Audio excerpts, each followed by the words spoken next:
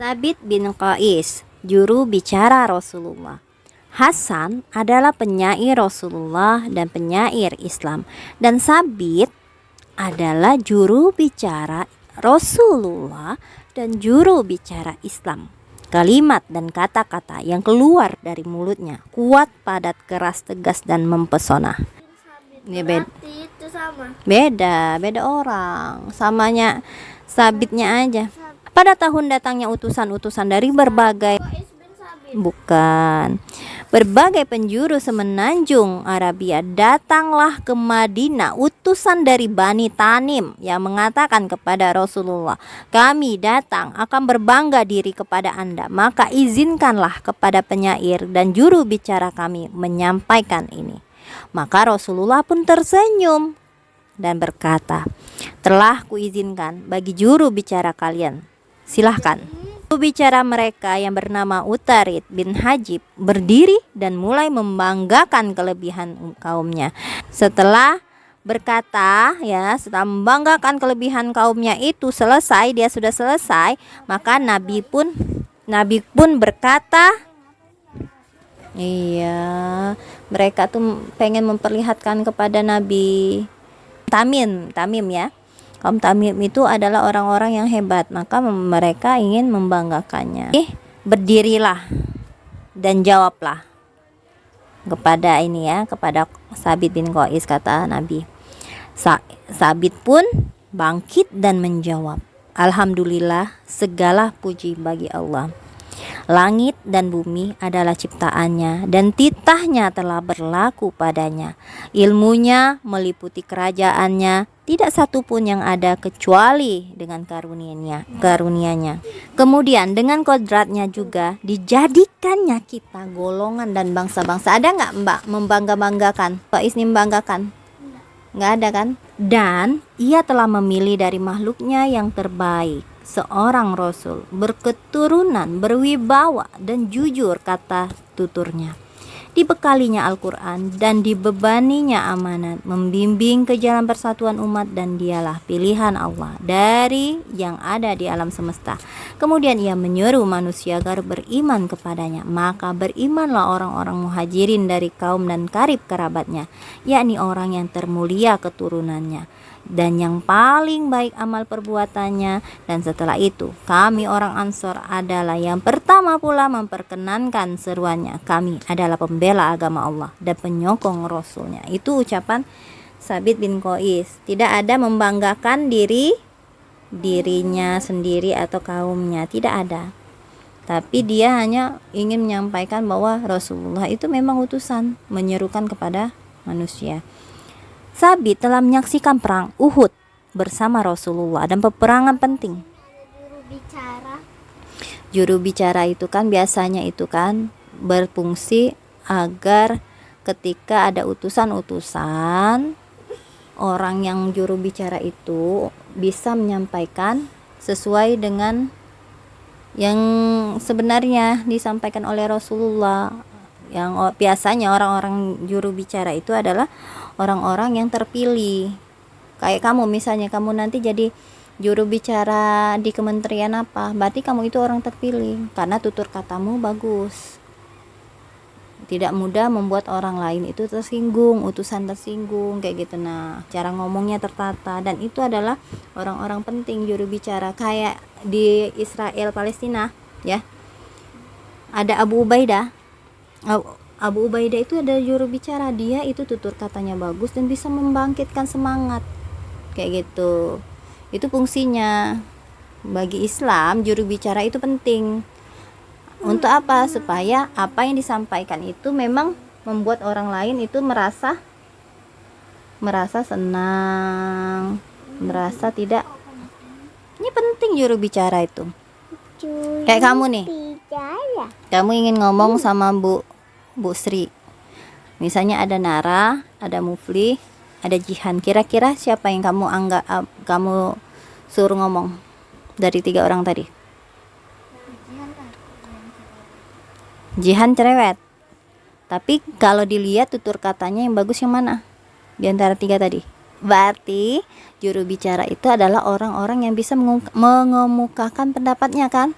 Nah, kayak gitu. Sama juga juru bicara dalam Islam, tapi dia lebih mengetahui Islam. Makanya juru bicara dalam Islam itu orang yang harus pandai dalam Islam, kayak gitu Mbak. Di perang Yamama, Thabit melihat kejadian serangan mendadak yang dilancarkan oleh tentara Musailama al-Kadzab terhadap muslimin di awal pertempuran.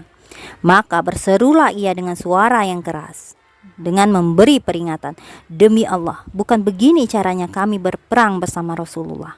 Kemudian ia pergi tak seberapa jauh dan tidak lama kemudian sesudahnya membalut badannya dengan balutan jenazah dan memakai kain kapan. Jadi dia membalutkan dengan kain kapan, lalu dia berseru, "Ya, aku berlepas diri kepadamu dari apa yang dibawa mereka."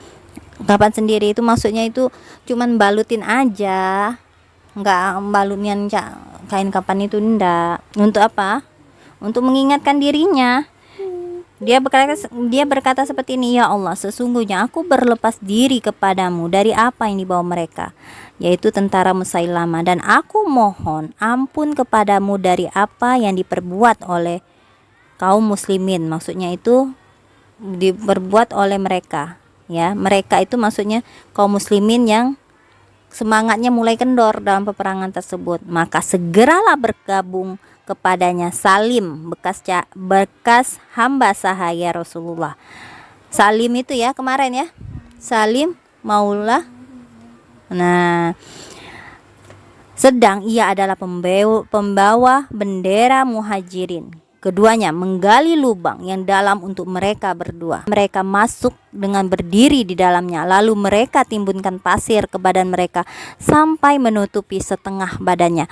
Kemudian mereka berdiri tak ubah bagai dua tombak yang kokoh. Setengah badan mereka terbenam dalam pasir dan terpaku di dasar lubang. Sementara setengah bagian atas dadanya kening dan kedua lengan mereka siap menghadapi tentara penyembah berhala dan orang-orang pembohong. Tak henti-hentinya mereka memukulkan pedang terhadap setiap tentara Musailama yang mendekat, sampai akhirnya keduanya mati syahid di tempat itu dan mereduplah sinar cahaya mereka, ya. Peristiwa syahidnya kedua pahlawan ini bagaikan pekikan dahsyat yang menghimbau kaum muslimin agar segera kembali kepada kedudukan mereka hingga mereka berhasil menghancurkan tentara Musailamah.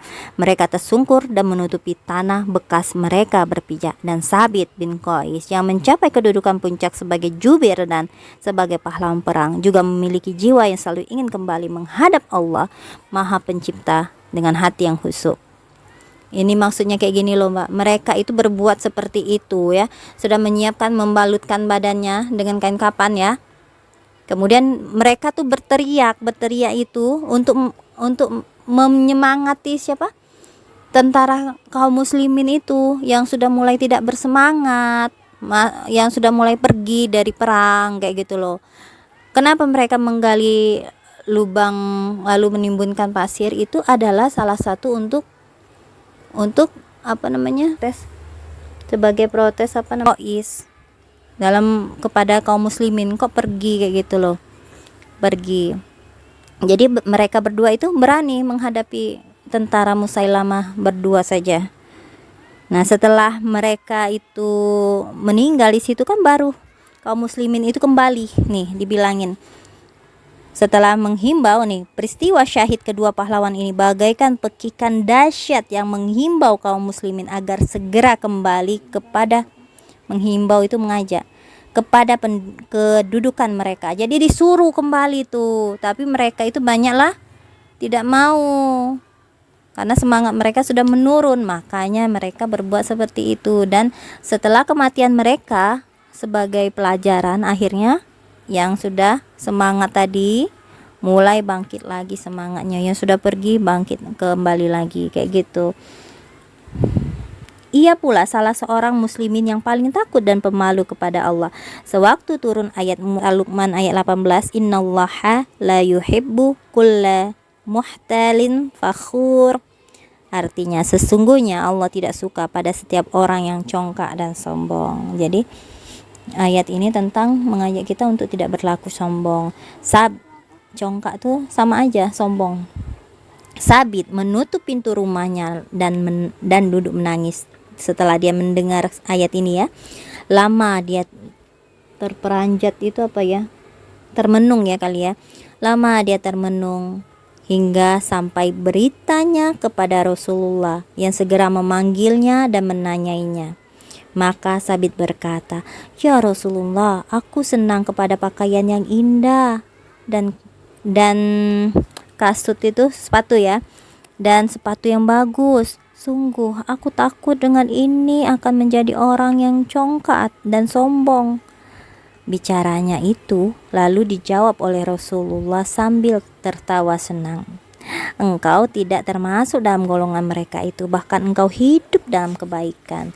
Jadi orang yang sombong itu bukan dilihat dari pakaiannya yang bagus ya, atau sepatunya yang bagus seperti apa yang dikatakan oleh Sabit bin Qais tadi, bukan, kata Rasulullah. Bahkan Rasulullah menilai Sabit bin Qais itu tidak seperti itu, jauh dari itu ya, karena dia hidup dalam kebaikan. Wala tahsabannallazina tuqilu fi sabilillahi amwata bal ahya'un inda rabbihim yurzaqun. Dan janganlah sekali-kali kalian sangka orang yang gugur di jalan Allah itu mati, karena sesungguhnya mereka masih hidup dan diberi rezeki di sisi Tuhan mereka. Ali Imran ayat 69. Orang-orang yang syahid itu sebenarnya mereka itu tidak mati dalam artian mati sebenarnya, mereka aja, tubuh mereka saja yang mati, tapi mereka itu hidup di sisi Allah, diberi karunia Allah dengan rezekinya, dengan kehidupan yang nyaman. Di dalam kubur mereka merasakan kenyamanan ya, seperti itu ya.